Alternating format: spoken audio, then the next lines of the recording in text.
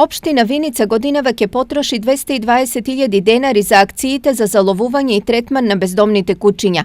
Парите се обезбедени од буџетската сметка, а сумата е скоро двојно поголема во однос на лани.